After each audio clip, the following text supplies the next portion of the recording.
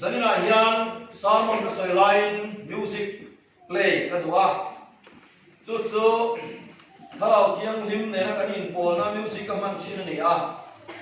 zai thiam te koi sound ta kan hang chin thoba ka ti a ka hi sam lu la ba de salmon na tura sound track chu ni chelo ma sela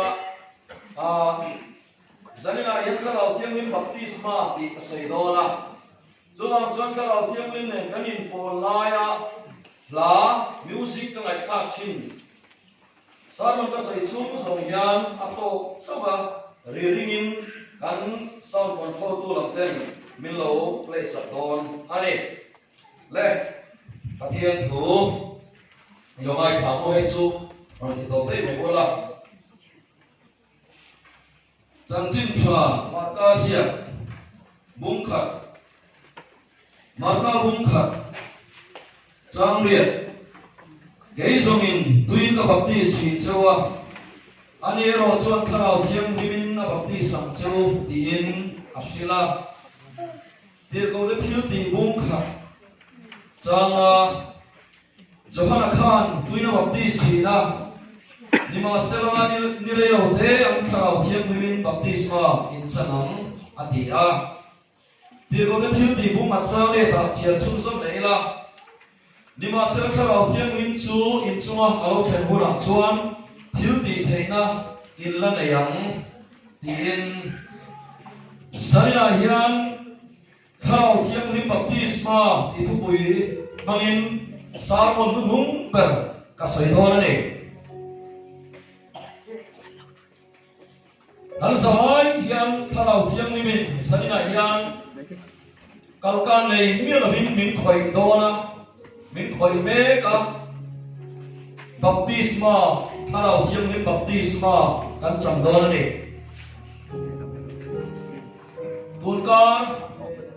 hun kan man chan ti khan photon zinga bial fangin thamai ma kan oma ulan bing ye la teina an ria ka zinga lalpan min kai thoba kan tan kan nung per tur kan man na thalau thiang lim baptisma ti he zanina sarwan tur he photon zinga min pe ani tunka chung somin ka thillunga ka chung le la hian thalau thiang lim baptisma ti he ani tut maya sa kamuhil thailowa zinga tan bia lalpan min kai thoba begina ka chowa kemuna hian thalau thiang lim nen hun kan manga sanin kaya hun se takara tarkar khatsu ama thalau thiang lim nen chuan hun kan manga ne lali suwa kha khowela le lai kum thum le achan ve roma bola azim tin te ne anin suya athia athou le a ni som ni chhum azim tin te ne na mi chi sang ne na ai lara athou le taksa in ni som li lo lo chuan azim tin te a ko khoma chuta chuan Johanna Khan tuina baptist thin chawa nima selani le yo te an thalau thiang limin baptisma in sanam atia wala alon chowa ti ro thil ti bung ma kan muang khan hei suai ne na fa na suai chowa oma wala choin muang bok hian ama nge hi lo kal leang ti pathian thu tiam kan mu a ti chuan ni som chung Jerusalem a hian lo re bola thalau thiang lim lo thlen dola thalau thiang lim alo thlen huna chuan thalau thiang lim baptisma in chang don ni in Johanan a baptist na thit a shi fiat noa thalau thiang lim baptisma a soyani zania hian he thalau thiang lim baptisma in zoram hian kan mo le in ka sia kan ram le kan nam hian thalau thiang lim baptisma chengeni in nirwa zona alo mani mai the thalau thiang lim baptisma kasai fiadan asia thiam dan chu mai ye ne thalau thiang lim baptisma chu thalau khana thalau thiang lim in ring tu isu krista lalle sandam tu pom to mi piang thana to te pathian thi tur le taksa suan kan san zel tura helaya veivuta kile mai tur taksa pathian ina adha sumikal kama aro puina buang suat tura tharau thiam limin missing achi patama akeler khema achan kha vik ne tharau thiam baptisma ane chu baptisma sanin hununung perahian lali suat huchan hunung ber ania kantana poimo katia wangle tharau thiam limin a poimo atia wangin sanna hian kasaidona ni baptisma chithi pakhatna chuan simna baptisma sual simna baptisma kan buwa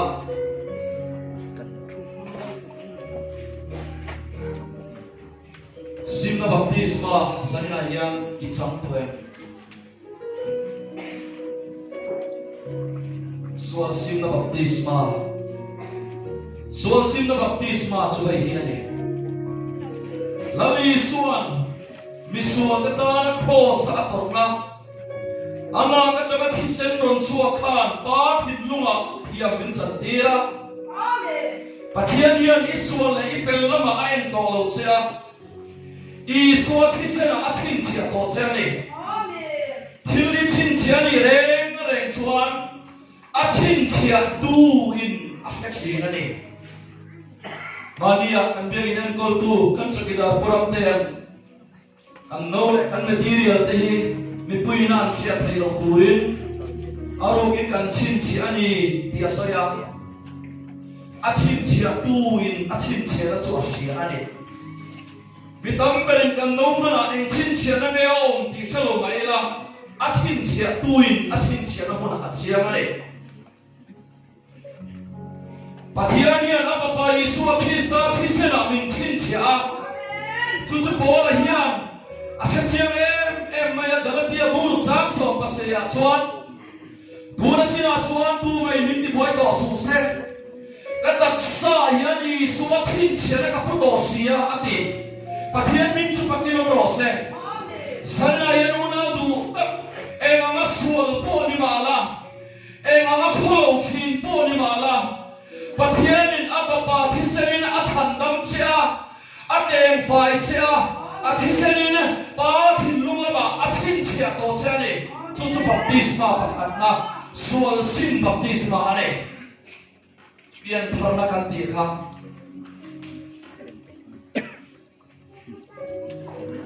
mi pian thar to nuwa tharau thimin baptisma hi a chanram le angai ne kasainon le am sual sim baptisma Isua thisen wanga chandam ni in sia ta pian thana dik tak I chan to nuwa lali suan ti ko la thil ti bung khat chang ana asoi chawala chuan tuina baptist thi chewa nima sermi re yo te tharau thian min baptisma in chana ma ti kha zana hian pian thana dik tak rin tuina kan chan to nuwa hian helaya he taksa lumbel toilar mei turhi pathianin apmangaya adu taka asia mania he taksa yan Yesu Krista choi moyoma he taksa yan Yesu Krista ramma lo sawa he taksa kalama pathian mel mi te hena talan ani thela turatan he thana thele baptisma he ring tu mi mal tin te na yan pathianin min chantia tu tak maya ni thuya ma chuan te pen ka shafia ngai wa mizomi puilon puitam berhian pathian thu kan boi pui le kan tui pui chu chandam lim na le van ram chan chin ane kan hatam taka kan muwa van le na la kan luma lenga Bithina khorina te kan kala sai thiam ten an sa music video siama sai ko te ne vani kan ngaem emane kal kan sa kan mai kal ta te ne in to le ni te bu la kan na ga khen la kan na le fo che ma se kal kan pakhat kan nei tak chu chue ne zari na kasoi kharau thiam lim baptisma hiani kharau thiam lim baptisma hi mi zo mi puinol pui te hian kapian thar chuan to kalom kan tia vandam ka kaldon thawani kapian thar to ti he pathian thuak an du to chinani a step thar kharau lam duna kai tum baila kan kai thei mek lawani angaya kan ring turun ni asukwa kan kharau lam dun hian entin ne step thar kaya ma ma so nam ti kal mai na shalo hi mi tam tak kan omani ma se sarina hian lalpan step thar iring turuna kharau na kha kai tir che adwane chu chu ne anti chuan kharau thiam lim baptisma ani kharau thiam lim baptisma kharau thiam lim baptisma che tia chat tur ne tirmo de thiuti bumrian kan chuan samari boring tu te kan huwa kharau thiam lim baptisma chang to peter le johana te khan an luchuma kut an ata samari boring tu te chuan kharau thiam lim baptisma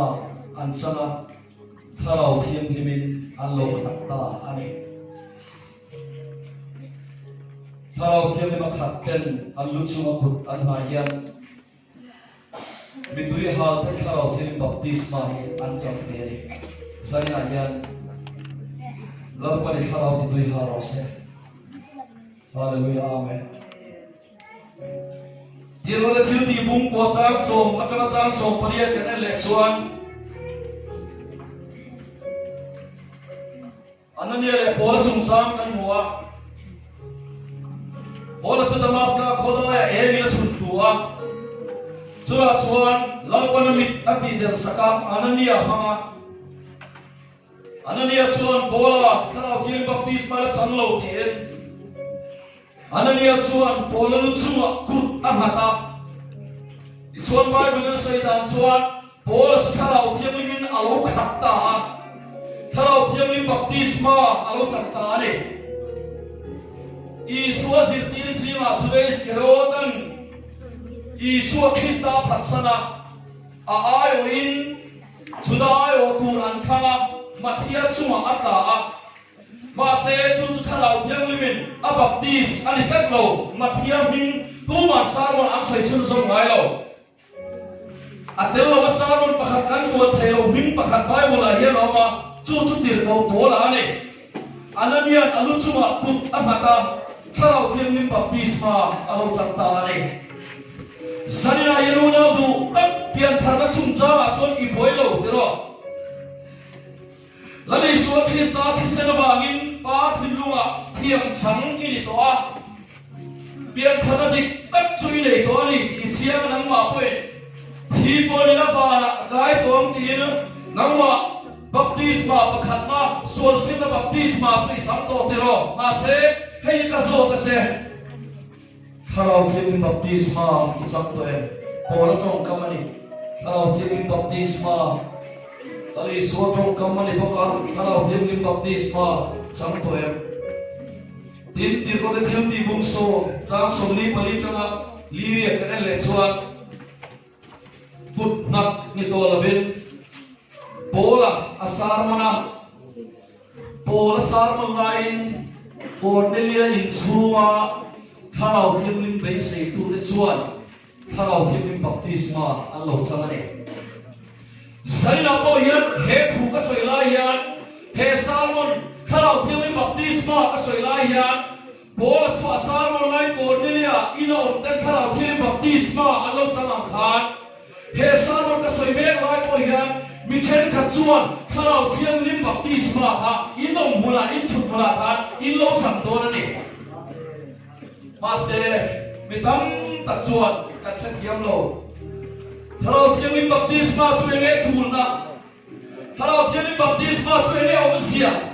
chan kher kher nge mai nen dia chan tur ne dir kan rin lo yan so na oma chan cha ta po zo fa ta yan kan nei lo ma ni ma se Sapowin, man of God, anti pathian ta mi bon kanti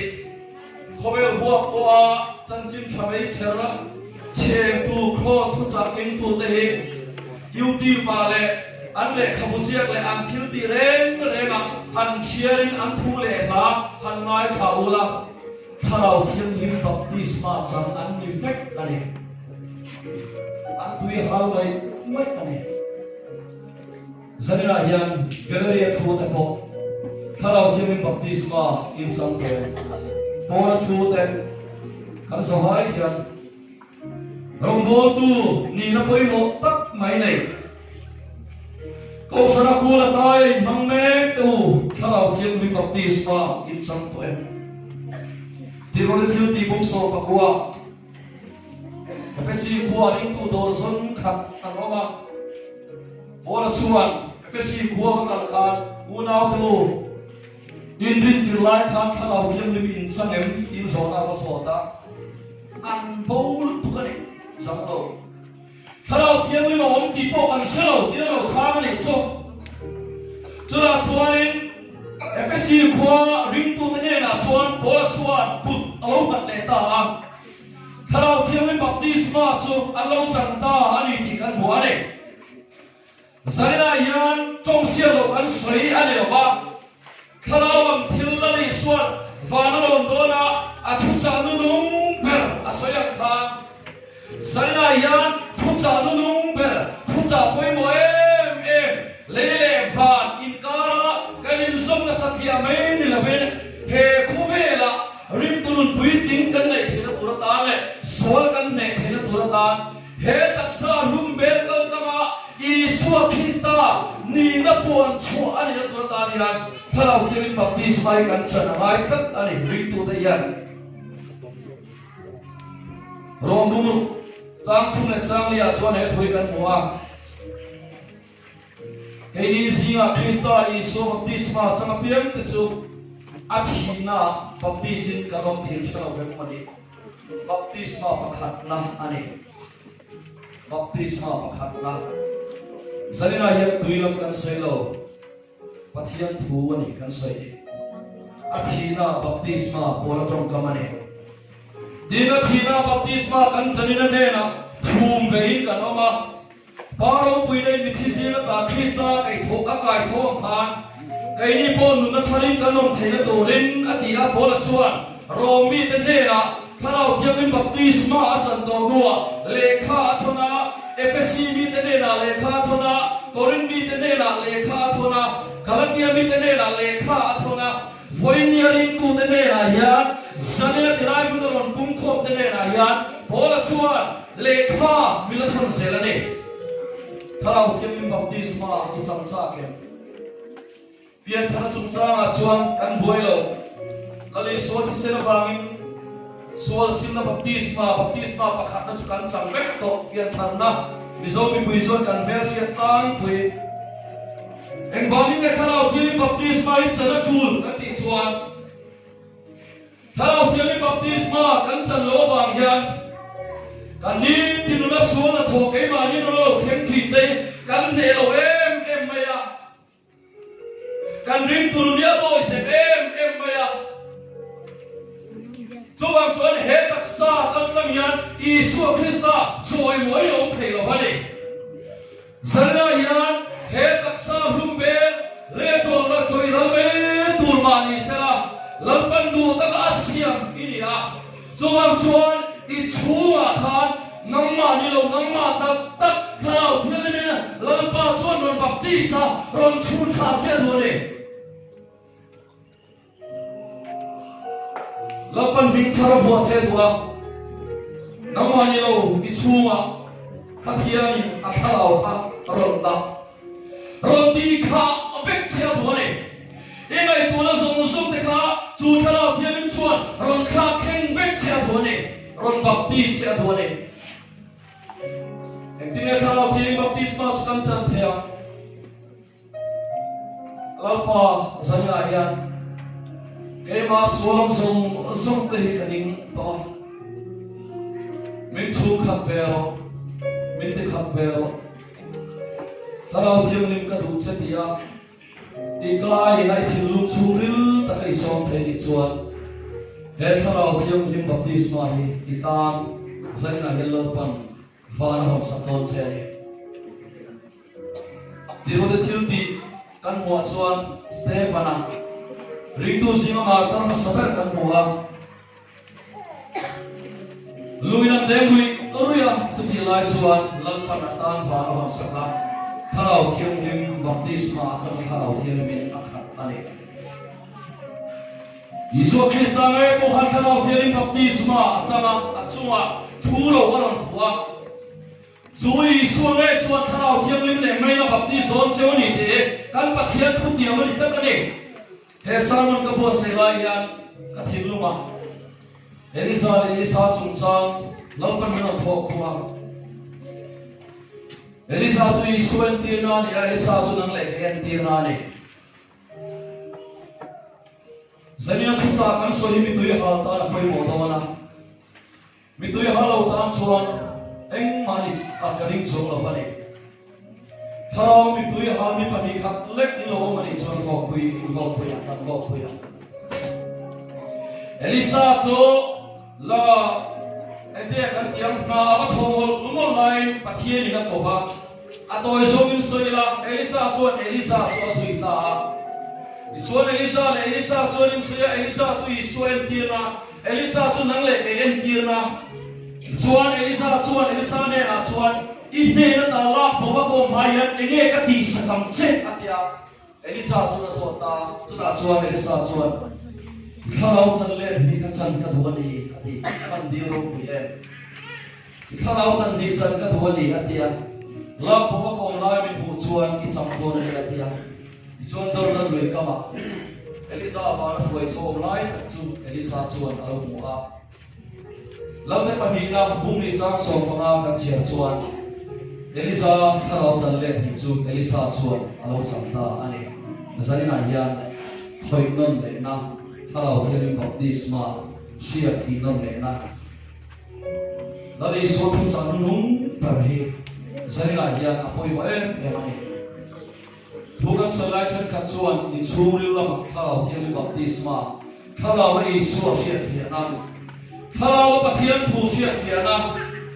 Heaven Bible thu te hi mo Tharau thiam baptisma I changa Tharau thiam sia thina thari do mani chuan I sia thian ai lo khai sia thia buat buarang amak lut adang te ne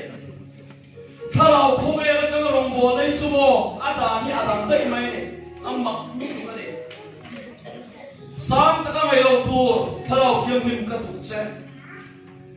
Kamun rin siya song tay sarina yan kate na kabuha Kaya yan lau lut la Lau khat la lau seng la Minon baptis vayang che Kake mora ka makachip chua keme yan tharau tiyalim Minon kalkang vero Min chum kat vero Min baptis vero Tiya ikay ni suwa chu itana Tharau tiyalim ituwani chuan Ring tu mi pathian naman Mi special tanan nilo Ring tu mi mal Tintan he tharau thiam baptisma he lali suan alo soyani pathian thuti am ania bangin rin nain kalo dong song don ania pathian thuti am ania bangin rin nain kalo dong song don ania sarina hian tharau thiam baptisma lapa min santi ram che hami sara tang khan kalo hiti nang la min lo sela hami sara tang khan tharau thiam baptisma kalo verse pe sowani Isu ti sena silfai da pian thana ka chan to ruwa tharau khana tharau thiam lim nang ma ni lo ichu ma ron lo chuan ni da hlok lai lo kha hlok zat to ala a chui chenga a chui te tu lang che tam tak hian pathian thu a hian ka lai dan kan ti thina pathian thu ni mo kan lai dan pi alam te hian omani kan lai dan chung lam te hian pathian pho kum Bible thu yo mane chuan pathian thu chuenge kan ti chuan mi sing mai tam song pe khabek hi pathian thu ani ga chu pathian thu chu min asia thia thena tu tan chuan he tharau thiam lim baptisma hi a chan nge ngai ni he tharau thiam lim baptisma hi rim tu ya chan nge ngai ni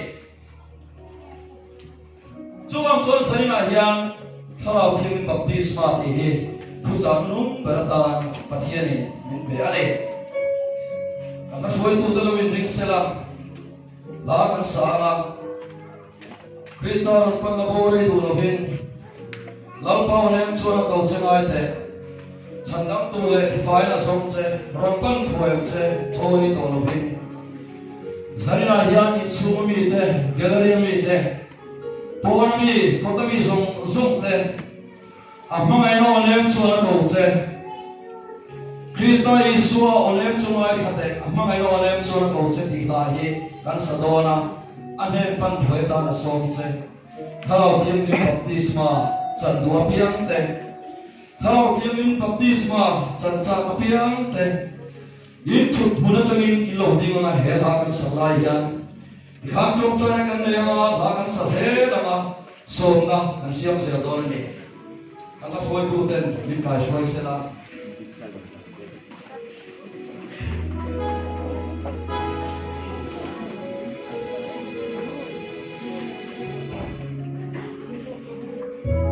using power from the Lord. Krista orang panlabore du lovin lampau nem chua akau chengai te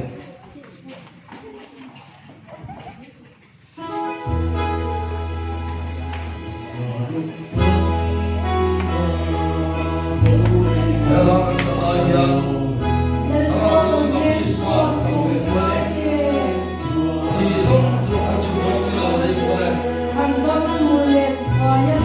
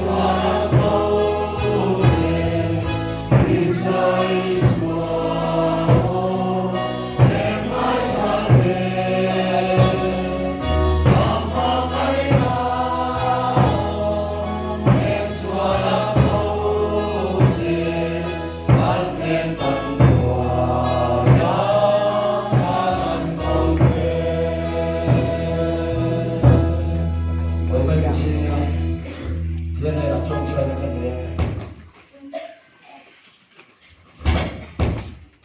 Hallelujah amen Hallelujah Thao thiên lim cái này hiện có mình thì cần suy thiên lòng thu cần suy sẽ chỉ vậy cần đủ cái sẽ gia đình hiện đi khỏi na chân cha mang sầu với mình là chân cha thao thiên lim baptisma chân cha kinh mà đi bên kia thiên lim mà đi bên cái lâu tiếng mê cả bố là cái hôn ông đi tổ lòng ase gia đình hiện mà lâu tiếng mê thì rin in anh lúc sum akut cái lâu mà thế Bible lại có một thiên lim mà cần buông khan bố là cái chuan anh rong bố là một bia cút anh là một bia thao thiên lim baptisma lâu sang thao thiên lim là lâu khắc thiên anh khan Sana yan thao thiên lim baptisma là mẹ xe lâu ta đây là thao thiên lim in buông là bố là yan lâu baptisma làm xe anh chú là yan ang malo chú khát bé làm xe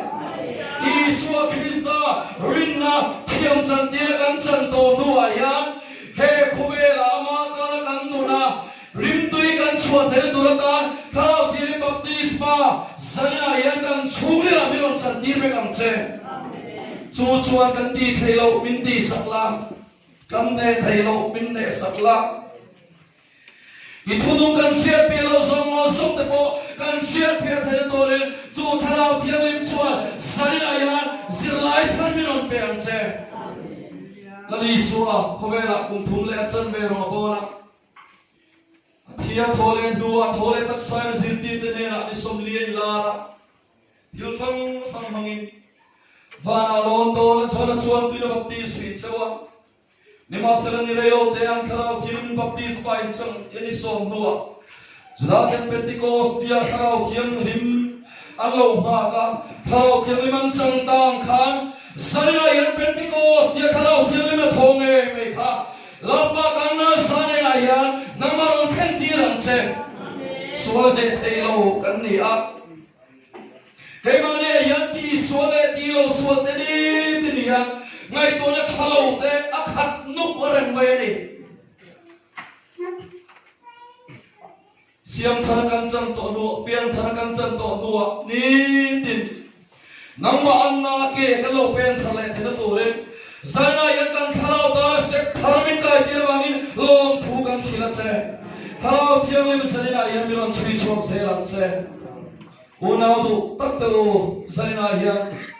Thao thiam min baptist bek cheu ro se thao thiam min baptisma kha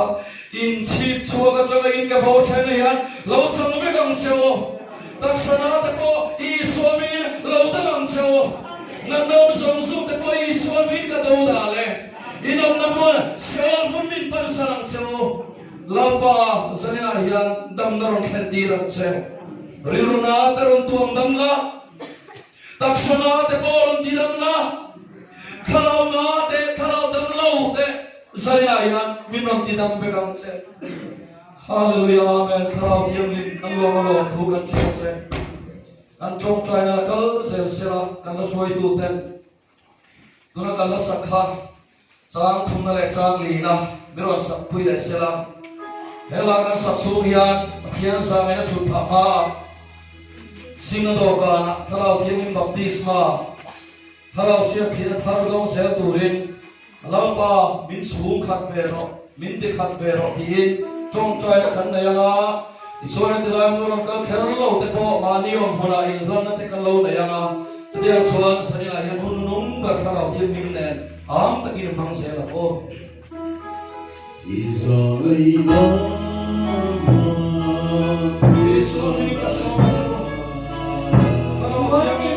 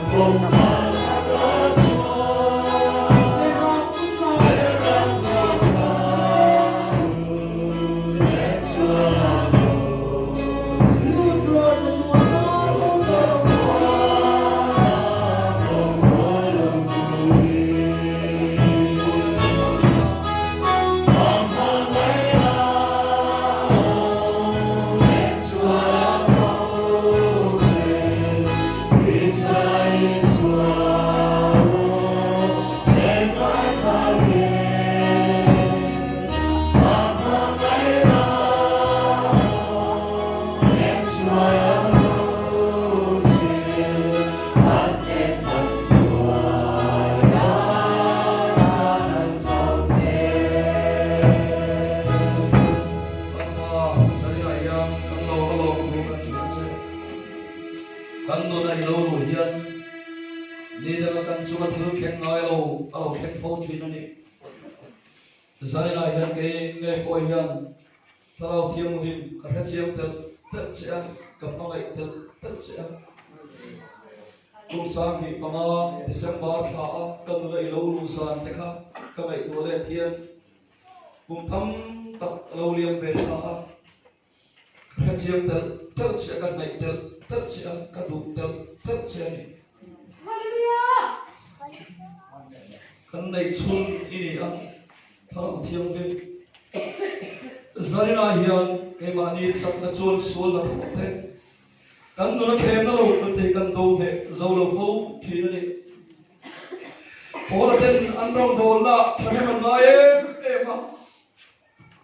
thalau thiam lim baptisma mi ten an chan thei tu rin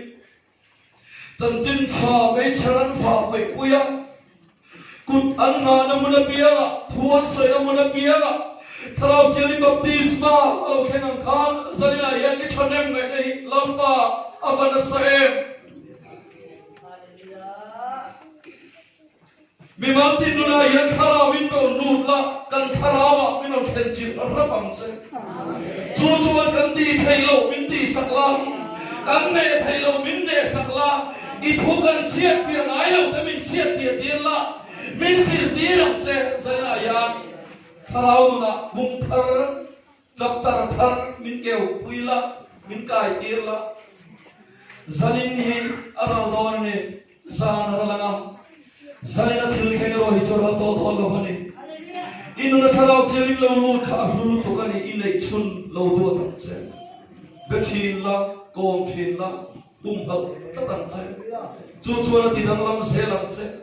Isu Krista anna huai se lam che ite thei lo ati sak don che ine thei lo ane sak don che ni thalau thilim mi rong bo tu dan ko san rong bo na apai mo per ani Thalau thiam baptisma ila chang tiam khan zaina yan lalpa kan lo malom thu kan thila che kan sabai yan no pam thalai no le pa rombo tu te minon khoya kan churi la minon khen chila thalau win kan de na iron pura vai lom thu kan thila che ro pune le choi mana song ita ni se lom thu se chumni su Krista min kan thila che amen lo chui la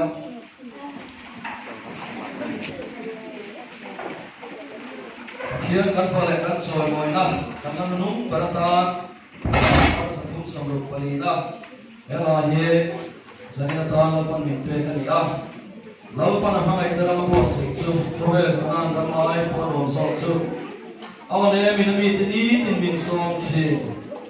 in hana kan bo se chu ma thum lung in son me ke lo mani chuan ni tin min som thi awale ngai la a ma ngai na ron pan la Jordan tui pui phone ma seola par ma lu thu la kan salayan yom buna po athian ne na iloi than mo mo don nia he lai kan sa ding lim takin kan sanga thulani chuan tempo kan nor tolanga thulani chuan da chongai po kan da chonga lim takin ding sum song sum lam tola sam thei ni phei chuan along thei thei mangai na pa kanin thalau thiam him om pui huaya he la hi nam nung barata ro sa ko an sa ni lo dina Amen.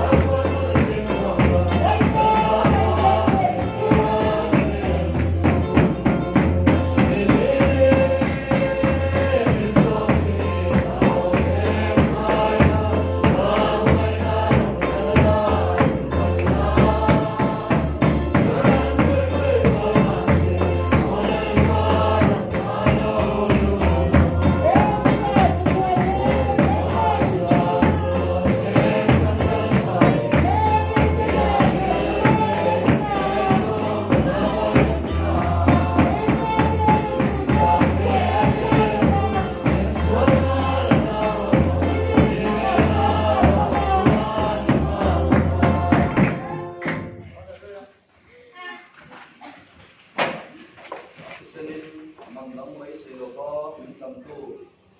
hina he to le Allah pai su a Krista ne la chuan ro puina te choi moina te chatuanin opsila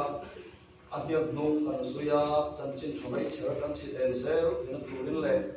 thi khenga ma ta rin om akarom sel thina turin pa le tharau thiang lim pathian engkim ti thayama somna a chen china le kai puina dom tak chu in sa ne na tu na le chatuan thigin a tharin lom sel ro se amen